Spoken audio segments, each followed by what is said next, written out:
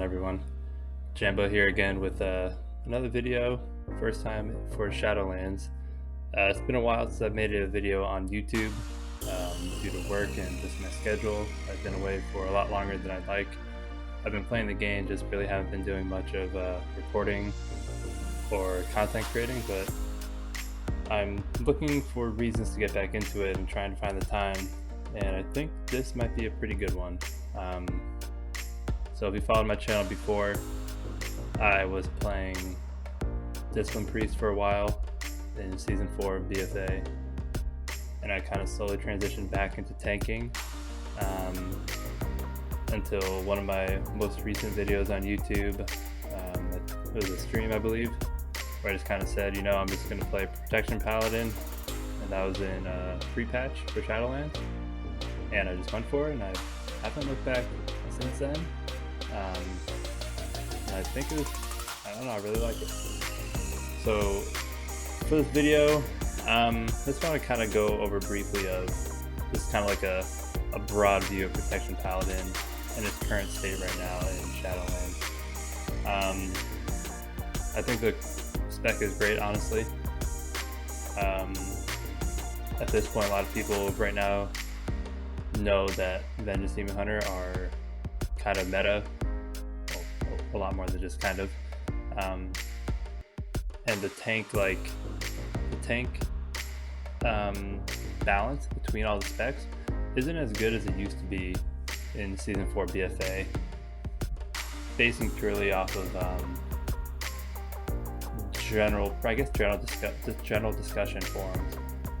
The general public kind of sees Vengeance Demon Hunter at this like very upper echelon of tanks where pretty much every other spec, maybe besides Bear and some Brewmaster, like just don't even compete. And it's just kind of sad that the general pugs think like this.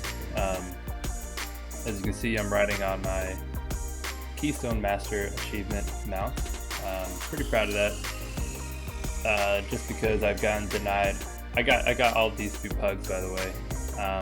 Maybe had one person that I knew in real life that played with me in some of these keys, but the majority of them were timed with pugs, and majority of the group were pugs.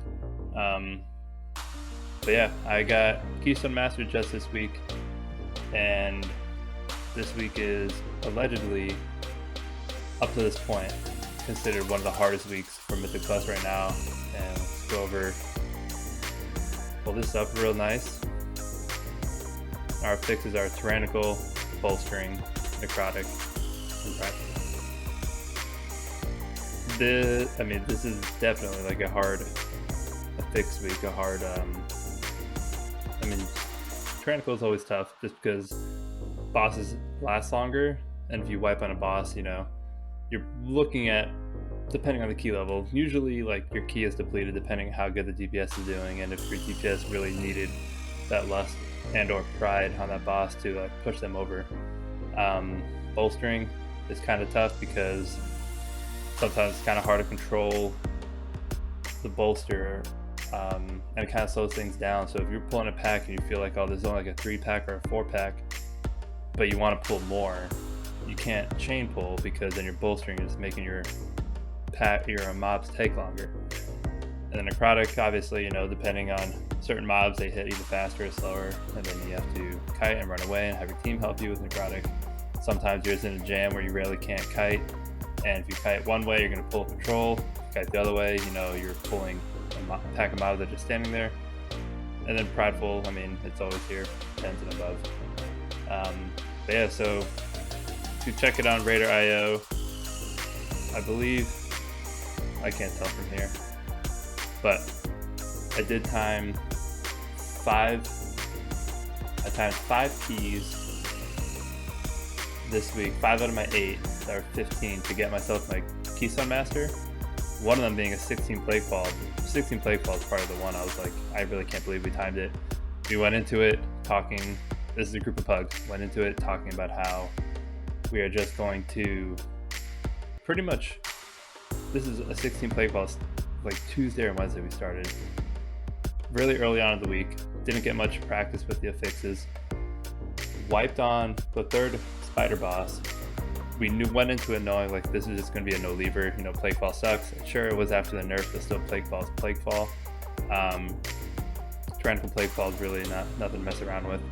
And then the third boss, Necrotic, and the ads that spawn, it's really hard to like stay on top of all the mechanics that go on to that boss. And then also minding Necrotic stacks is really tough.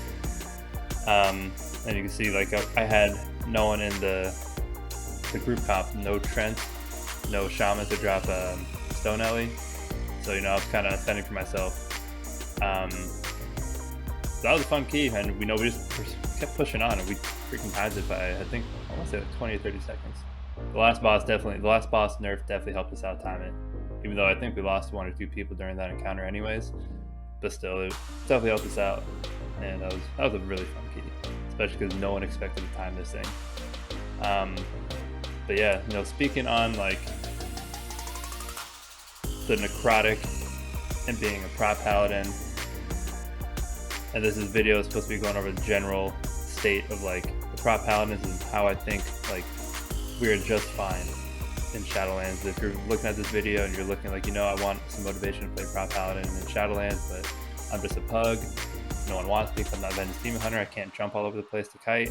Well, I mean, I'm not good at this game at all, you know, I suck. I just kind of kept going until people invited me, and every key that I failed on my own, I would look at method or mythic dungeon tools and just kind of look over my route, like what could I have done better, should I pull this one like this, and just trying to learn and do my part as a good pug tank.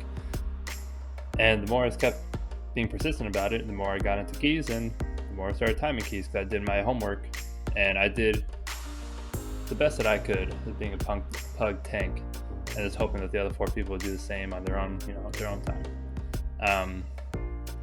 But being a prop paladin for this week specifically is really nice, and we'll talk about that in a little regarding the talents. But to start, let's go over each talent. The prop paladin, not going to go over too much over Doubt because I don't play it in keys, and I don't see a real reason why you would. It does seem pretty cool because our Shield of the Righteous is almost up like 85% of a key overall. So I mean, that's 85% of 6% more strength and stamina. I mean, that kind of seems cool. I might try it out like on lower keys just to play around with the damage meter to see what happens. So this current setup right now, let's do that. This current setup right now, this is what I normally run with. But specifically this week, Final Stand this week for sure. Any other week, I usually play Righteous Protector. Unless I'm going into a key like I just feel in my gut, like I don't know if I can do this without having my bubble taunt. But this is my kind of safe build. I'm feeling like a little more, I don't know, I'm feeling a lot more offensive, feeling a lot more aggressive, and this is more my aggressive build. That's pretty much it. Nothing really changes here. And the reason being is Holy Shield is great. Gives you the block. You do damage when you block. It allows you to block some magic attacks. And that sounds great. But what I find playing Prop Paladin is when I go into a pull with no Holy Power, I might as well not go into that pull. Because I can't get a Shield of the Righteous up before I go into the pull. And just having like my own agency over my Holy Power feels amazing. That's why I play with Blessed Hammer. I'll sit there and I'm spamming Blessed Hammer while I'm running 2 packs. I'm not pulling things. I'm just running Blessed Hammer, Blessed Hammer, Blessed Hammer on pretty much on cooldown. I'll start pulls with 5 Holy Power. That way I can throw my Avenger Shield or whichever I want to do. As soon as one of them come in range, boom, I hit them with the Shield of the Righteous. Now I'm ready to go for the pull. I don't really have that like, oh shit moment where I need to build up Holy Power first. So I just find the agency in Blessed Hammer to be like, just like invaluable, if I'm being honest. Also with Shadowlands Season 1 right now kind of being a kiting meta, to be able to drop a Consecrate and to kite mobs through Blessed Hammer, and that way they do less, their next auto attack does less to you. It's little things like that that really just stand out to me. That's why I pick Blessed Hammer almost 100% of the time. I have played with Holy Shield before, like I said, it does feel nice, but I really can't account for like what it does like on meters, so it's kind of hard for me to tell, like, did I block that magic tech? Am I blocking this? Do I feel like I'm blocking a lot more? I don't really know. And if we look at holy or the healing meters down here, this is just like I think I did an 8 with someone. Yeah, I did an 8 with my brother, just carrying him through like low keys for his ult. Blessed Hammer, when I would compare the two between Holy Shield and Blessed Hammer always did more healing. Now the level 25 talent row. If you play anything other than First Avenger and keys, please let me know and let me know why. I have looked into playing Crusader's Judgment strictly for tyrannical keys because it's more offensive single target offensive is good. Crusader's Judgment, none of the English is good there, but I think my point got across. This might be fun to play, Moment of Glory. It might be one of those things like, actually that might be pretty fun to like try and get a bursty like Bulwark of Righteous Fury. We'll save that for later, going over legendaries and stuff, but that seems like it might be fun to play on a lower key just to see how much I can push for damage. But yeah, for keys, First Avenger is my go-to. I don't play anything besides this. Level 30 row, I used to play Fist of Justice. I've been playing Blinding Light now. They're both really good. Maybe you can get some good use of Repentance. Maybe not, I don't know. But mostly I play Blinding Light now because it's nice to have like an extra disorient, like an extra CC ability if we're in like a stun heavy comp and like I'm not really going to get much use out of Fist of Justice, like double stunning and not having the full duration of the Hammer of Justice. Yeah, I got it right, Hammer of Justice. Level 35 talent row. Unbreakable Spirit, reduces cooldown, Divine Shield, Ardent Defender, lay on hands by 30%. To me, again, it's one of those invaluable things, and I'll go over it later why. That the main thing here is that Ardent Defender being reduced, and I'll go over that a little bit. I honestly, I'm scared to play things like Blessing of Spell Warding because if I'm finding a mob that strictly does magic damage, I don't want to press this. I've had it happen before in BFA where I press this button to think, okay, I'm going to live through all the magic damage. This guy should start auto-attacking me melee, and they don't. I've done this before on King's Rest, on the Shadow of Zul, because he does do some melee in there. The majority is magic damage, so I was like, I can press this and live and be like, I'm cheesing it right now. I press Blessing of Spell Warning, and then my melee DPS dies. Whoever is next in line dies. I'm like, what is going on? So things like this, like, it's cool to like have, if you know like the very good situations for it, and I don't know those. So I just play it safe and play Unbreakable Spirit.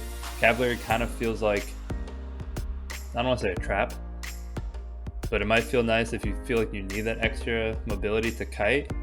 But when you have Blessed Hammer, Consecrated Ground, and then one stack of your Divine Steed plus a conduit, I'll go over in a little bit, you don't need the 2 charges. You shouldn't feel like you need the 2 charges, I guess. Level 40 talent row, Divine Purpose. This one is kind of like a no-brainer. Like, it feels so nice getting those procs back. It just feels like it was so great that they added into Shadowlands. I don't remember exactly what this talent row looked like in BFA, but it was not this at all. Seraphim was down here, or over here, whichever it was. Yeah, I think Final Stand was actually up in this area. But Divine Purpose feels amazing to play with Protection Paladin. I know they had it for Ret and felt nice getting procs, and now playing a Protection Paladin feels amazing. Holy Avenger is fun to play. Like, you have yourself like a 20-second burst cooldown window. I don't play it in keys, but it might be one of those things like I'm just trying to meme a run maybe and just want to see how much damage I can do in like a big ass pull. So I'll go with that. Seraphim, I'm getting to the point where I want to try it, and not low keys, but I'm saying like maybe 13s, maybe 12 to 13s, just to try. Because like I said earlier about Blessed Hammer, I have my own controller, my holy power. So if there's enough distance between one pack to the next, I can go into a pull with the Seraphim. So I'm kind of interested to try this out. I might try it out. We'll see. Stay tuned. Stay tuned for that. Level 45 talent row, Hand of Protector. I mean, it looks nice to feel like you need, or to feel useful, I guess, to like off heal. But Mythic Plus, you should not feel as a tank to, I need to help the healer out. You should help the healer by keeping yourself alive, and Hand of Protector does not do that for you. Judgment of Light. I mean, this one, your healing meter is gonna look good for sure. You're gonna pad the meters, but the healing is just not enough to like warrant anything besides Consecrated Ground. And like I was saying earlier, Consecrated Ground, big time helpful in this Shadowlands Season 1 kiting meta right now. So I don't play anything else besides that. Keys, level 50 talent row, Sanctified Wrath. I mean, it feels, I started off with this and it felt okay. I just did not feel like I don't know, it just didn't feel right, honestly. I was like, oh cool, like I'm in wings 25% longer. My judgment generates 1 additional holy power. But I'm not playing 2 judgments. I'm playing just the 1 judgment. Judgment already has a 5-second cooldown, depending on haste. So I don't want to like press it and then have like a 5-second, I guess, dead zone, so to speak, where I only get 2 holy power and then I have to wait. If I'm kiting, I can't use that holy shield, you know? So I just don't like it. Like, it feels like a safe pick, and like maybe if you're new to Protection Paladin, this might be the pick for you because it's passive, and you just press it, set it, and forget it, and then you're just like, okay, cool, holy power, or I'm kiting Judgment. Okay, 5 more seconds, kiting Judgment, boom, I got 4 holy power, and I can spend it on Word of Glory or Shield of the Righteous. So I mean, it's okay. I personally do not prefer it. These are my 2, like I showed at the start, these are my 2 flex options right here. Righteous Protector, Final Stand. This setup here, I might do that. But for general pushing keys, this is my general pushing keys that I did this whole week. Righteous Protector, because of the holy power agency you have with Blessed Hammer, the wings uptime is kind of incredible. The amount of wings you can get up, like you can even just do it when you're running pack to pack. Bless Hammer, Bless Hammer, Bless Hammer. Shield of the Righteous or Word of Glory, nothing, just to help reduce a cooldown on Guardian Ancient Kings and wings. You know, and it's like if you're about to do a pull and you're about like that between like 5 seconds out of your cooldown, and you want to go into the cooldown or go into the pull with one of these 2 cooldowns, you can do what I just mentioned. Get your 3 holy power plus hammer, Shield of the Righteous, nothing, boom, you can go into that cooldown, and now you can pop that cooldown and go into your pull instead of waiting during the pull and then to pop the cooldown. So I really like the agency it gives me with Guardian Ancient Kings and Raging Grab. And the Final Stand is just kind of like, they changed it from BFA. I don't remember the exact tooltip that was in BFA. I think it was an 8-yard zone I think it taunted once and it was an 8-yard zone.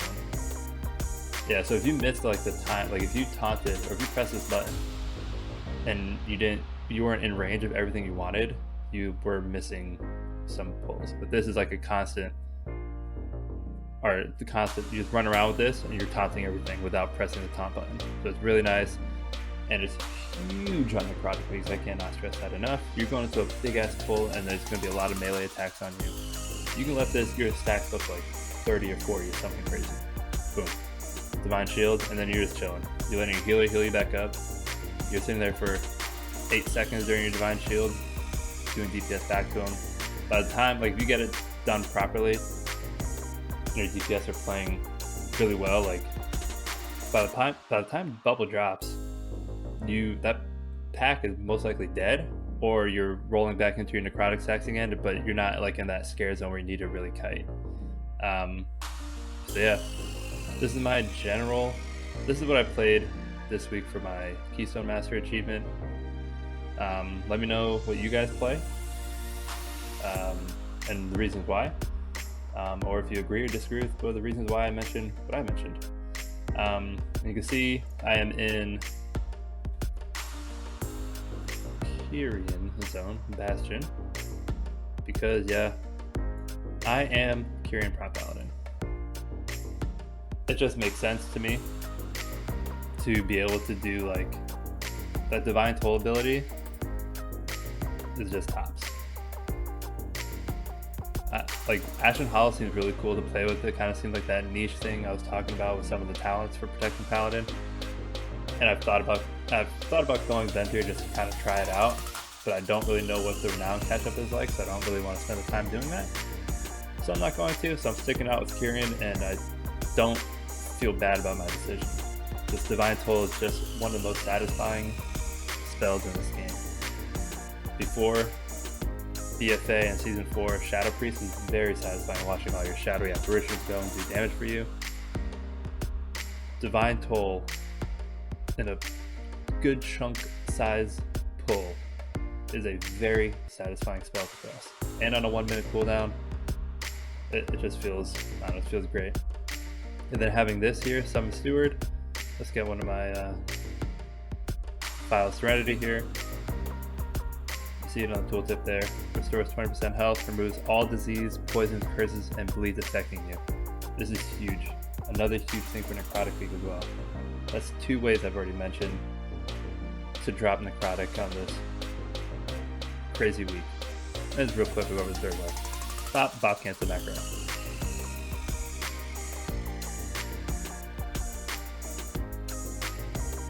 There it is. There's a macro. If you're curious for it,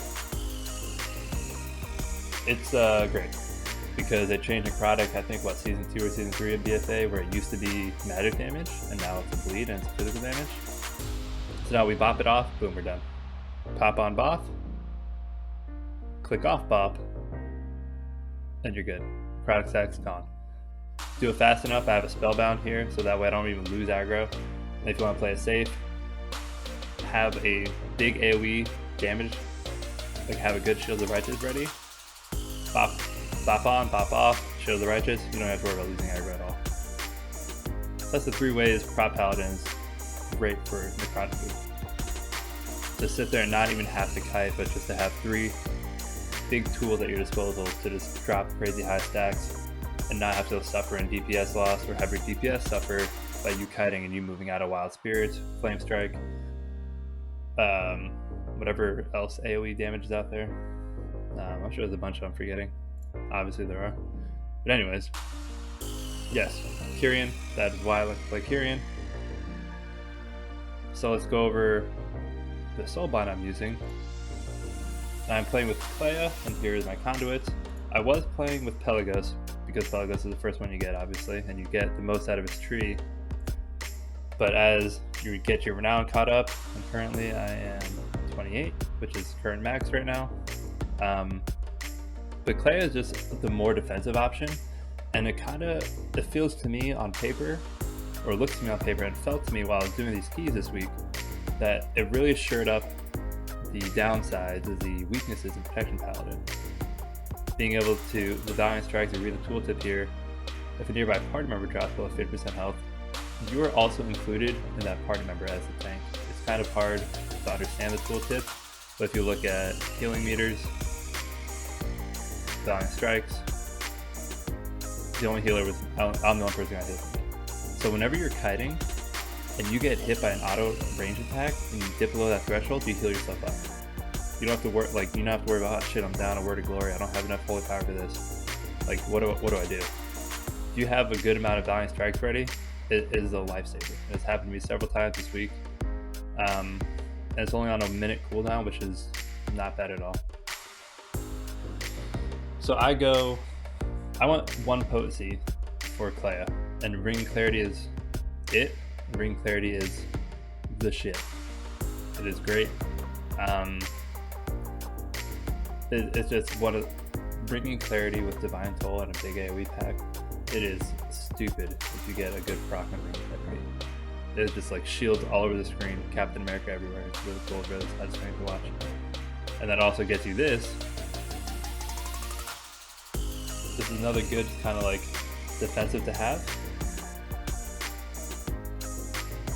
This was not bad at all, send and file, you know, like maybe I'll try it out one day, but right now I really want this 1 potency slot, because potencies to me are more fun to play with, and And here's what I was talking about earlier in the video about Divine Seed. This is where you shouldn't feel like you need 2 charges to be mobile because of this right here, this Finesse Conduit Light Sparting. That's a low item level for this conduit here. So the higher that goes up, the more your 1 stack of Divine Seed is increased, the duration is increased. And 65% is already right now is really generous. I don't know what 200 is or 226, but I'm sure it's something good. So then I go Cleansing Rites because 5 seconds out of combat you have your downtime between pulls, so why not go into a pull with this up, a shield, an absorb shield. Like that's huge again, like it's just shoring up the weaknesses for Protection Paladin in my opinion. Just having, like, if you're playing Holy Shield, you know, and you're playing this, maybe you feel a little bit safer playing Holy Shield and won't feel as weak going into a pull with no Holy Power up. Even though I play Blessed Hammers, it's still very nice to have this shield. This one's cool, but I mean, mounted movement speed, you're not going to be doing much mounted movement speed in keys. Yeah, I mean you are, but not like very actively. This right here is like a godsend, to be honest. Resolute Defender, I want to get this higher item level, but I don't know if I'm willing to do the grind for it for Stygia. Maybe, I don't know. This is what I was talking about. This, let's read it. Shield of the Righteous extends Ardent Defender's duration by 20% and reduces cooldown by 1.4 seconds. So it kind of reads weird, but every time you press Shield of the Righteous, you get 20% of that max duration back. Instead of, it's not like you press Shield of the Righteous once, you're extended for 20%, and then you can't like refresh the extension. No, you can refresh it every time you get Holy Power, where you get the 3 stacks of Holy Power spent on Shield of the Righteous. And then while that's up and while it's down, you know, then you're removing the cooldown, you're getting it back faster, and that is why, exactly why I play Unbreakable Spirit, because it is a wild amount of uptime for Ardent Defender. It is, do I have anything here? No, I don't. Nothing good to show here. There's a 5 and a 7 helping my brother out. If I want to say my most recent key, what did I do? I think it's about like 30 applications of Ardent Defender, like actual applications, like where that means we press the button, not like refreshes or anything on details. I want to say the uptime is around like 15 to 20% maybe. That is a really good amount for. Let me do that. Yeah, I didn't use that. That is a really good amount for 20% damage reduction. You can pretty much have it for almost every pull, and then just getting like these, getting good procs to keep like your Holy Power going for Divine Purpose, and you're just sitting there spamming like. It caps at, I want to say it caps at 12 seconds if I remember correctly. Ardent Defender caps at 12 seconds, so you can't like spam Shield of the Righteous to get a 30-second uptime on Ardent Defender. Like you'll get it to about like 12-13 seconds and it won't go up higher than that. So then you kind of like let it dip down a little bit, boom, another Shield of the Righteous. Keep that Ardent Defender rolling. It is just a really satisfying feeling, and it's really good to play with. And I highly recommend, if you're playing with 1 Endurance Conduit, this should be it. This should be the one. And then I think I'm going to switch to Pointed Courage when I get the row unlocked and play another Endurance Conduit. And I'm most likely going to go with Golden Path. Yeah, most likely going to go with Golden Path because not being in Consecrate is already huge for the damage reduction. But so since you're always going to be in Consecrate, this looks really good on healing. But for now, I'm going with another Potency Conduit. Make my Shield of the Righteous do more damage. This is pretty much it, because that helps my Legendary do more damage. The Legendary doesn't act based off a Judgment, but if I get a Judgment and a high stack of Seal of Righteous Fury, let's pull up the whole Bulwark of Righteous Fury. So I have a Judgment, high stack of Bulwark of Righteous Fury, Shield of the Righteous is doing a lot of damage, even in single target. But transitioning to legendaries, Bulwark of Righteous Fury is what I've switched to. I played it this whole week. honestly, I was kind of like, I like this one, but I don't know, like, I'm honestly torn still between Holy Avengers and Grave Sigil. This is the first one I made. I was like, I don't think I'm going back from this, because 35% may seem small on paper on the tooltip, but the amount of practicing gets is kind of like absurd. Like, I had it proc maybe 7 times in a row at the most. But it procs, like if it procs once, you're probably proccing it at least 2 more times after that first one. Avenger Shield, boom. Okay, Avenger Shield again, boom. Avenger Shield again, boom. And that's pretty dang defensive when you're playing with First Avenger. So, these are my 2 recommended choices for keys. Holy Avengers Grave Sigil, Bulwark of Righteous Fury. Bulwark of Righteous Fury is great. Definitely doing that big oomph damage in AoE, and it feels fun playing on the damage meters. You are most likely going to do more overall damage over the course of the key when you play with this one versus Holy Avengers and Grave Sigil. But you're kind of looking at the pros and cons. Pros of Bulwark of Righteous Fury is that damage, and you want to help the team out as much as you can with damage to help mobs die faster, so you time keys faster. So this feels great, but you get nothing defensively for it. If you want to say maybe because your radius is a little bit farther, so maybe it's like you don't have to be in melee range exactly, because it shoots forward a little bit. It looks like a Wake of Ashes almost. So you don't have to be right on melee range to getting auto and use it. Sure, it could be a defensive. Also, when this thing stacks to 5 times, that 30% number goes up to 30 times 5, 150%.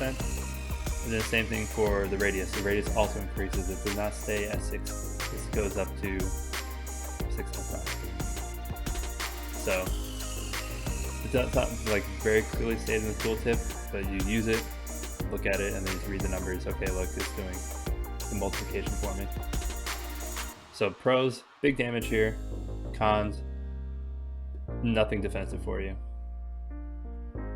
Pros for Holy Avengers and Grave Sigil: you get a lot more control over mobs and pulls when this thing procs.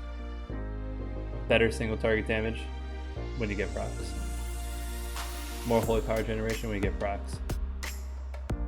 A lot more defensive, especially in AoE pulls, because you're feeding into your first Avenger every time you're spamming this button.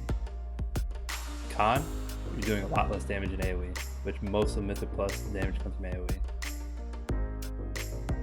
I mean, to me, there's everything I just mentioned. Like, I almost told myself again on Holy Avengers and Grave Sigil, and I really do think when it's all said and done, I might settle down with this one, because being able to kite, drop your Consecrate, drop your Blessed Hammers, you turn around, you get to throw an Avenger Shield to get that kick that no one's paying attention to. You get a proc, you get another kick no one's paying attention to. You get a proc, you get another kick no one's paying attention to. And when you did all 3 of those, you got another 3 holy power in there. So this is also good for the kiting meta, in my opinion. So if you're stuck between the 2, and you think, oh, I need to do this one for damage, but you're more of a person who wants to be more in control, feel a little bit more like in between offensive and defensive, highly recommend this one. But Bulwark is very fun to go in there, Avenger Shield, 3 Avenger Shield, hit 5 mobs, boom, get 3 holy power, Shield of the Righteous, Wings, Divine Toll. Divine Toll and Ringing Clarity has amazing synergy with this. You'll hit your Divine Toll, hit all 5 mobs, you get your 5 stack, and then it doesn't get rid of 5 stacks after that, if that makes any sense.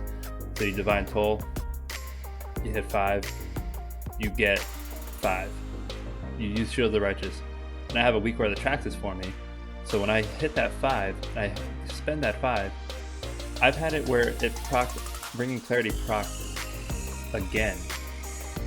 Like Bringing Clarity procced, like big procced on it. So I had another 5 right away again. So I had 2 straight 5 stacks of Bulwark of Righteous Fury. And doing that with Wings and seeing your DPS just freaking fly above the meters, and then like you're holding aggro, like you can just kite in front. Like if you feel like you need a kite at that point, because when your defense is down or whatever, like you don't really have to worry about losing aggro at that point. You've done so much damage in such a short amount of time, like the aggro is pretty much yours. So that's my thoughts on legendaries. Let me know which one you guys are using. If it's either one of these two or something completely different, let me know. Last but not least for this video, I just want to go over briefly the stats. I am no mathematician. I'm not very good at, like, when it comes to stats and, like, understanding, like, what each stat point means and what each stat value means, but I do know that generally speaking, especially in Shadowlands, when they did the reduction to secondary stats, where you can't just infinitely scale your secondary stats like we did in Season 4 BFA, where like 100% haste was like 100% haste. There are breakpoints that are on Wowhead and Icy Veins, most likely, pretty much like anywhere that there was big news, and it's also old news. Big news at the time, but it's old news now. There are breakpoints in your secondary stats, so you don't want to stack just one secondary. So that kind of moves item level, which gives you more strength and stamina, to the forefront of your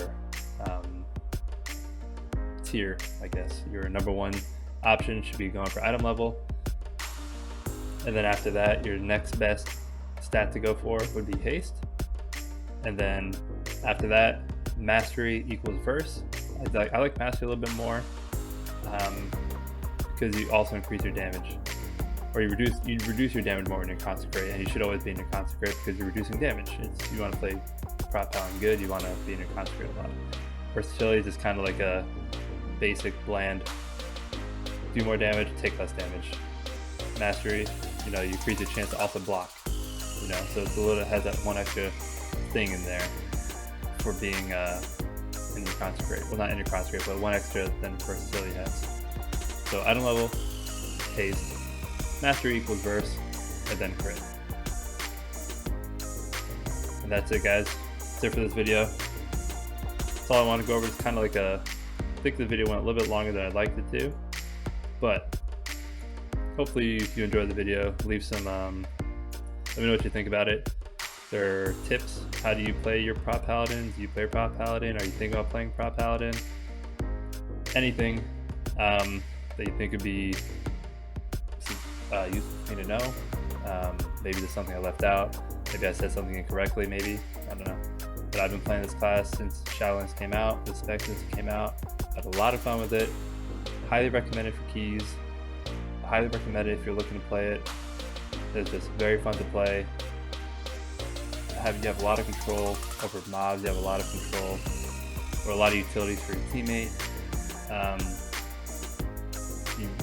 You don't feel as mobile, obviously, as most other classes, but your mobility is there, just in different ways, if that makes sense. Through your consecrate, through your blessed hammer, through your conduits to make your divine sea last longer. Your mobility is there, it's just not there as in like a Ventus Demon Hunter leaping from Shadowlands back into Orgrimmar or something, or your monk rolling from Mists of Pandaria all the way up to Northrend. So your mobility is there, it's just in different ways. Anyways, before I keep dragging this on, thank you everyone for watching, and I hope to do a lot more content in the future. Thanks. Bye.